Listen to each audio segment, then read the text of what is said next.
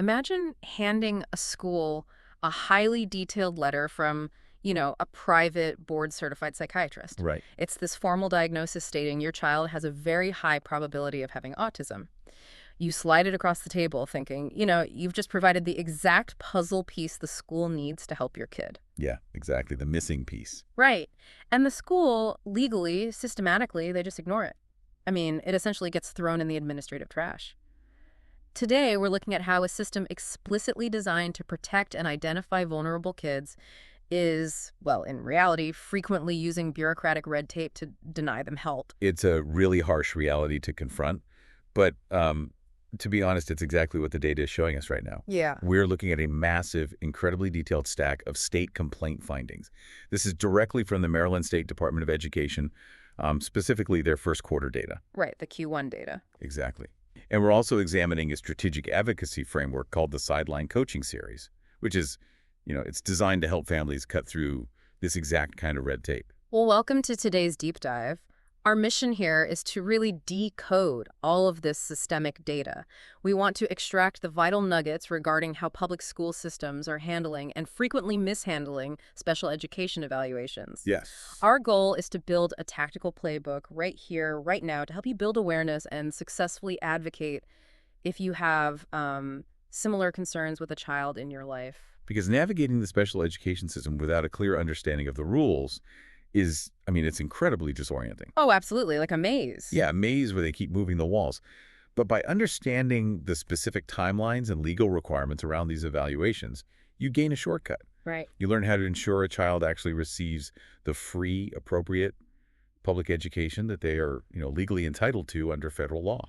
Okay, let's unpack this. I was looking through the state compliance data, and the sheer volume of failures is just staggering. It really is. But before we get into the failures, I need to understand how this system is actually supposed to work. Yeah. Like, how does a child even get on the school's radar for special education? Well, it starts with a federal mandate. It requires school districts to proactively locate, identify, and evaluate all children with disabilities who need special education services. Proactively. Proactively, yes. It's known as child find. It's not a passive suggestion where schools can just wait for a parent to figure it out. It is an active legal obligation to find these kids. Got it. And I saw in the sources that there is a very strict clock attached to this process, right? It's very strict. If a parent says, yes, please test my child, and they sign the consent form, the state regulations dictate that the school has exactly 60 days to complete that initial evaluation. That's right. Under state regulations, 60 days. Which, 60 days seems like a reasonable window to get some testing done, right? Oh, it's entirely reasonable. And the timeline is strict for a very specific reason. A child's development doesn't just hit pause while administrators shuffle paperwork. Right. But the state complaint data shows catastrophic failures in meeting this 60-day mark. Yeah, the Prince George's County case really stood out to me. Case number 25030. Let's look at that real case out of Prince George's County. In this instance, a school team actually agreed that a student was eligible for special education due to an other health impairment. Okay, so the team is all sitting around the table, they're looking at the data, and they agree, yes, this child needs help. Yes, and this happened in September of 2023. September 2023. Okay, what happens next? Well, under the rules, they were supposed to develop the initial education program within 30 days of that agreement. Instead, the district failed to finalize the document until September of 2024. Wait, I just want to make sure I heard that correctly. Almost a full calendar year later. Nearly a full calendar year, yes. That is just wild to me. Let's put a human face on this. Imagine a kid, we'll call him Leo. Let's say Leo is in the 3rd grade and he's severely struggling to read. No, yeah. The school agrees he needs specialized instruction in September, but they don't actually give him the support plan until he's already in the 4th grade. Exactly. It's like a doctor taking an X-ray, confirming a patient's leg is completely fractured, but then telling them to just keep walking on it for a full calendar year before they'll put a cast on it. The damage isn't just delayed, it compounds. The compounding damage is exactly the core issue here. When a child languishes for a year waiting for an education plan, they aren't just treading water. They are actively falling behind their peers. Right, because everyone else is moving forward. Exactly. They miss critical developmental windows where early intervention could have mitigated long-term academic struggles. By the time Leo gets his reading support in fourth grade, the gap between him and his classmates has widened so significantly. The intervention might not even be as effective anymore. Right? It takes so much more effort to catch up. I have to introduce some friction here, though. Let's look at the reality of public schools right now. Aren't these districts just massively underfunded? Well, funding is definitely a major issue. Right. So is it really fair to expect them to hit a 60-day turnaround when they probably don't have enough school psychologists to go around? I mean, is this malice or is this just a system choking on a lack of resources? That's an excellent question, and it's vital context. If we connect this to the bigger picture, you are absolutely right. This is a structural, systemic failure. Yeah. The analyses point directly to severe backlogs in school psychology departments and a critical lack of available specialists, like speech-language pathologists. So they just don't have the bodies. They simply do not have the human capital. However, the legal and ethical reality is that the burden of a district's staffing shortage cannot legally fall on the shoulders of a vulnerable child. Oh, wow. Right? The law doesn't say evaluate the child in 60 days unless you're short-staffed. Okay, that makes sense. So the system is fundamentally strained, but that strain doesn't excuse the legal violation. Exactly. So let's move the timeline forward a bit. Let's say Leo actually gets his evaluation and they hit the 60-day deadline. Right. He gets his accommodations. But kids aren't static. A third grader's needs are very different from an eighth grader's needs.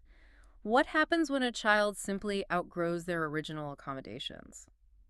Well, that triggers the need for a reevaluation because, as you said, academic demands increase, brain chemistry changes, and neurodevelopmental profiles evolve. Right. Middle school is a whole different ballgame than elementary school. Oh, absolutely. So under state regulations, reevaluations must occur at least once every 3 years. Okay. And when a team decides new testing is needed, they have 90 days to complete it. But the data shows they are missing these deadlines too, right? Routinely. I mean, the compliance data is littered with these breaches. In Anne Arundel County, we saw case 25049 where a parent signed consent for a reevaluation in December, but the school didn't finish the testing until April. Jeez. That's a huge chunk of the school year. And in Howard County, case 25017, a reevaluation initiated in February dragged on until August. Completely bleeding into the summer and ruining the planning for the next school year. Exactly. But here's where it gets really interesting to me. Reading through the sources, the districts aren't just missing these deadlines because they are busy. They are frequently using a tactic to actively delay even starting the clock. Yes. They use a wait-and-see approach. Can you explain the mechanism behind that? Gladly. Yeah. So a parent will request an evaluation because they see their child struggling. Instead of saying yes or no, the school will say, let's hold off on formal testing. Oh, I see. They'll say, we want to try some basic classroom strategies first and see how the child responds to that intervention. And that stalls everything. Right. They use this as a prerequisite, forcing the child to go through months of informal data collection before they will even agree to start the formal evaluation process. It sounds exactly like calling my health insurance company because I have agonizing knee pain and the representative tells me, well, let's have you take over-the-counter ibuprofen for 6 months. Right. And we'll see how you respond to that intervention before we will approve an MRI.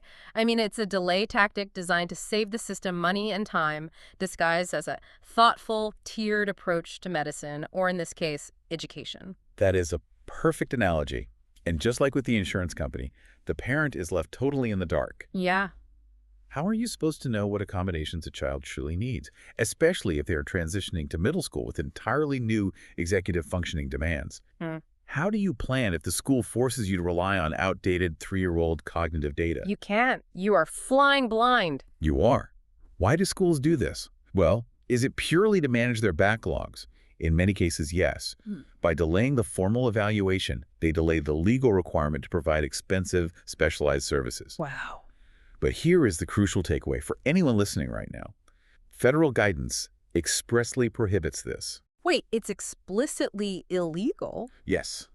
The Office of Special Education Programs has been very clear that schools cannot use response to intervention frameworks or wait-and-see approaches to delay or deny an evaluation. It is illegal to use classroom tinkering as a roadblock to formal assessment. That is a massive tool for a parent to have in their back pocket. Knowing that the wait-and-see approach isn't just annoying, it's legally impermissible. Absolutely. But let's look at another angle. Let's say a district is actually on top of it. They don't delay. They hit the 60-day deadline for the initial test or the 90-day deadline for the reevaluation. We're good, right? The system worked. Unfortunately, no, because hitting a deadline does not guarantee accuracy. Right. Our sources reveal a deeply concerning trend regarding the actual quality, comprehensiveness, and integrity of these assessments. It is a severe quality control issue. Right, because the rules say districts are legally required to evaluate students across all areas of suspected disability. Yes, all areas. They can't just test a child's reading level if the child is also showing clear signs of severe anxiety. And crucially, the school is required to consider parent-provided medical data.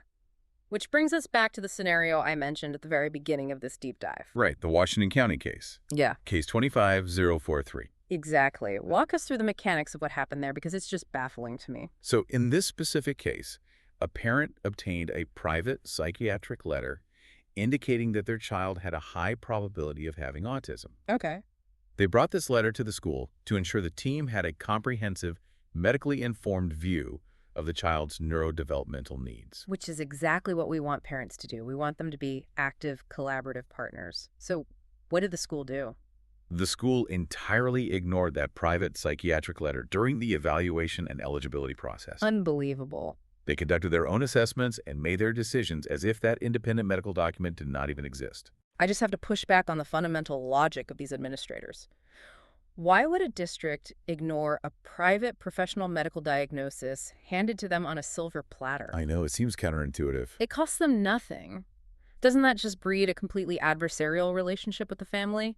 It feels like the school is acting with extreme arrogance, saying we only trust our own internal tests, even when highly trained outside medical experts are weighing in. It does breed an adversarial environment, and your skepticism is completely warranted. The reason schools often do this is rooted in a very rigid, bureaucratic mindset. Okay, so Schools often try to draw a hard line between a medical diagnosis and an educational disability.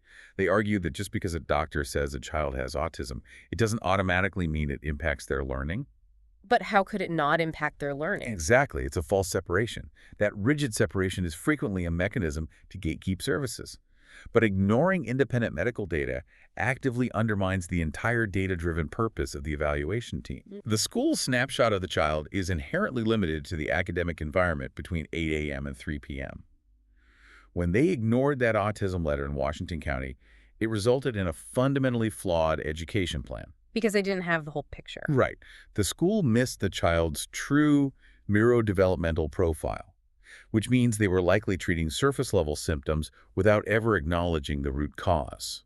And it's not just about ignoring outside doctors. The data shows schools are frequently messing up their own internal tests, too. Let's talk about behavior assessments, because there was a really striking case in Anne Arundel County about this, case 25065. Yes. The state investigator found the district conducted an improper functional behavior assessment, or FBA. To understand why this matters, we have to look at the why behind these specific tests. Okay. A good behavior assessment is supposed to identify the underlying trigger for why a child is acting out, so the team can address the unmet need, rather than just punishing the child.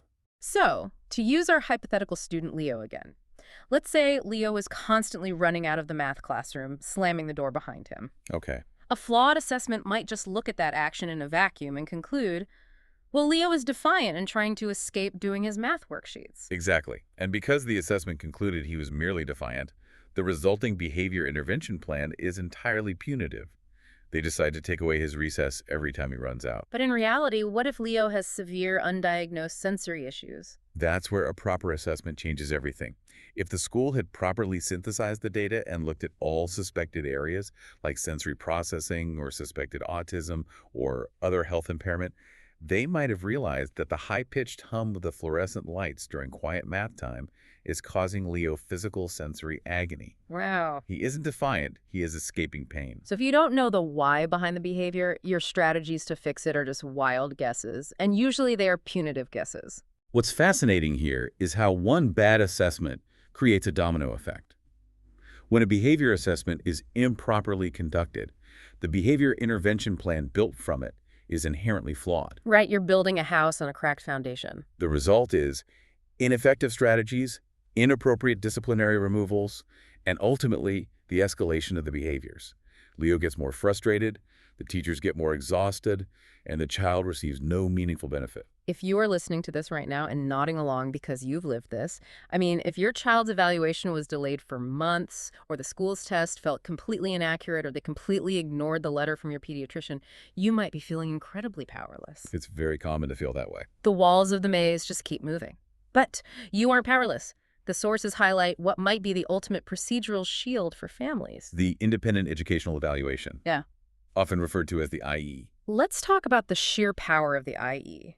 Under federal regulations, specifically 34 CFR 300.502, if a parent disagrees with the school's evaluation for any reason, maybe it was rushed, maybe it was flawed, maybe it missed the mark entirely, the parent has the procedural right to request an independent educational evaluation at public expense, meaning the school district has to pay for an outside, private expert to test the child. It is the great equalizer in special education law.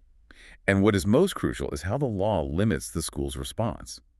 When a parent invokes this right, the district has only two legal options. Two options, okay. They cannot just say no.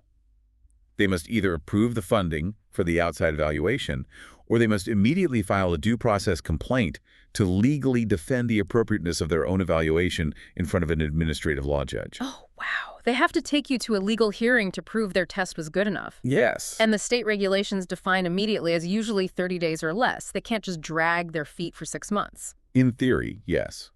But once again, we look at the state complaint data, and districts are finding ways to circumvent even this powerful procedural safeguard. Sure. Right.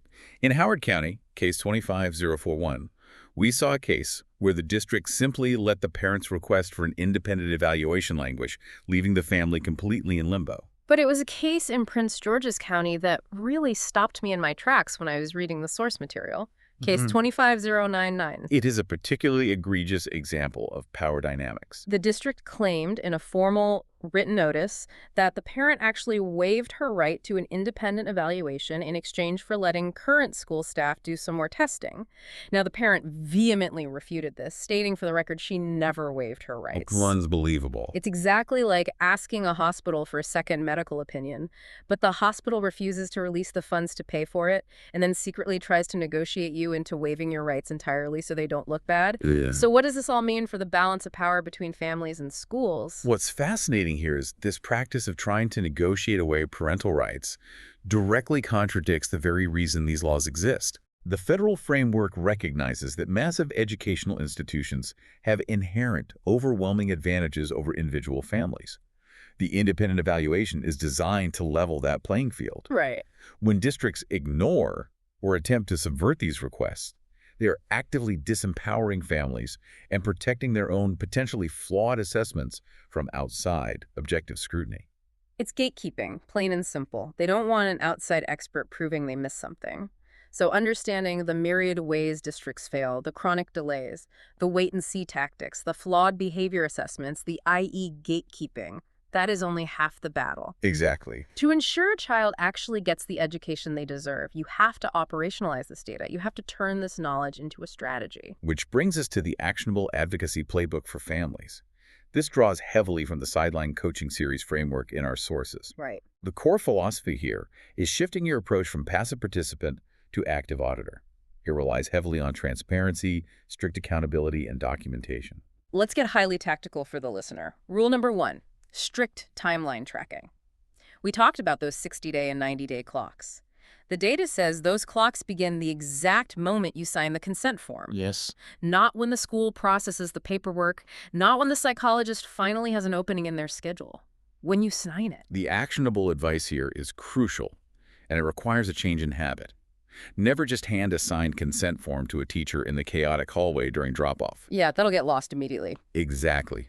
Send your signed consent via certified mail or use an email with a read receipt tracker. And in that correspondence, explicitly state the legal completion date. Do the math for them. Exactly. Yeah. Right. I am providing my consent today, October 1st. Pursuant to state regulations, this 60-day evaluation must be completed by November 30th. I love that. You are putting the administration on notice from day one that you know the law. It changes the psychology of the person receiving that email. It really does. Now, what if the district refuses to evaluate, or tries that illegal wait-and-see approach we talked about. Let's just see how he does this semester. You demand a formal prior written notice. If the school says, let's give it another quarter, you respond calmly but firmly. You say, I am officially requesting an evaluation today. If you are refusing my request, I require a formal written notice documenting the legal and clinical justification for your refusal. Wow. Because if it's not in writing, it didn't happen. The spoken word evaporates the second you leave that conference room. Precisely. And once you have that refusal in writing, you immediately file a state complaint for a timeline or child fine violation. The sources highly recommend using the complaint toolkits and model letters provided by advocacy organizations. Groups like Disability Rights Maryland have done the heavy legal lifting for you. You don't have to write it from scratch. And regarding the independent evaluation, when you invoke your right to a second opinion because you disagree with the school's testing, do not let them string you along like they did in Howard County. Right, no languishing. Explicitly demand in your written request that the district either confirm funding approval or file for a due process hearing within 30 days. Quote the specific 30-day regulation to them. Synthesizing all of this advice, it's a little heartbreaking, honestly. It is. It really sounds like you can't just be a supportive, loving parent in these meetings, bringing cookies for the teachers and hoping for the best. You have to be part project manager and part paralegal just to make this system function. You have to treat every single interaction as part of an official administrative record. I agree completely. It is an immense psychological burden for families, and it shouldn't have to be that way, but the data clearly proves that it is necessary. Yeah. This vigilant, documentation-heavy approach is the only consistent way to force local education agencies to change their behavior. It forces them to transition from reactive, complaint-driven corrections, where they only fix things when a state investigator catches them, to proactive, fidelity-based auditing. Yeah. When parents police the compliance, the system is forced to tighten up for everyone. So to wrap this all up, if you take away one thing from this deep dive, it's that evaluations and reevaluations are not just bureaucratic paperwork exercises.